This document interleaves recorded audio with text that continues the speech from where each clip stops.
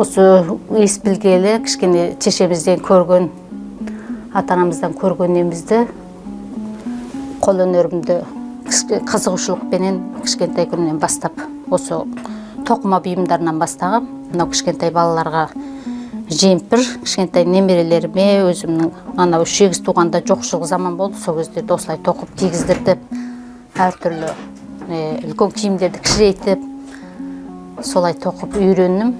Мынау қазіргі заманда енді қоржын дейді, ана недерге ине шанышқыш, солай үстіп подаркаға март кездерінде осылай мынау екеуі солай да, мынау балалардың черепахасы, ойыншық.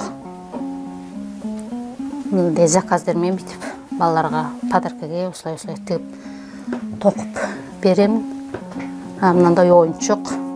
Ол кездерде кішкене біздің балалар болған кезде көп не болған жоқ, осындай істеген қолдан.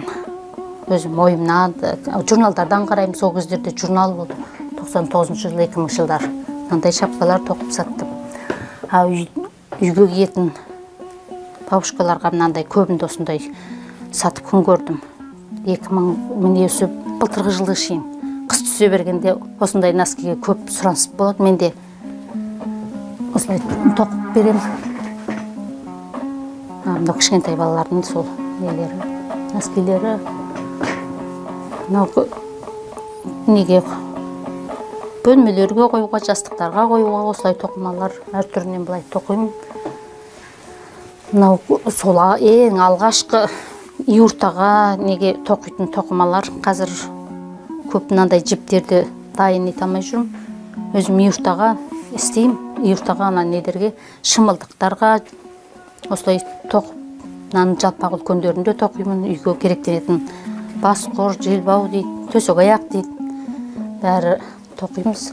Мына үлкен кісілердің киетін кардигандары. Мынау жеңі жоғы, мынау жеңі бары тоқымалар. Осылай.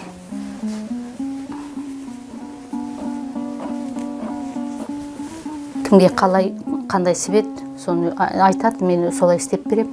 Одан 20 жылы фестивалға қатысып, содан кейін осындай жастарға жастық, мынандай қыздардың жасауына көрпешелер оюлап, өзіміздің қазақтың несіменен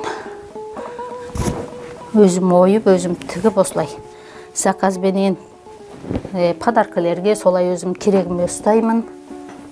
Күнкөрісіміз осылай біздің қол өнеріміз. Жай өзім қызығушылығыммен ана үйреніп, кім не істеп жатыр, қазір YouTube бар. Бұрынғы кез болғанда кімде үстінде қандай жаңа моданың киімі болады, тоқыма киімдер болады. Соған қызғам, қарап отырамын, мына жері қандай, не жері қандай, соны өзім сосын ойменен үйге келіп ескі нәрселерден бүлдіріп, былай алды, бірі теріс болса, бірі дұрыс болады, солай үйреніп алдым өзім.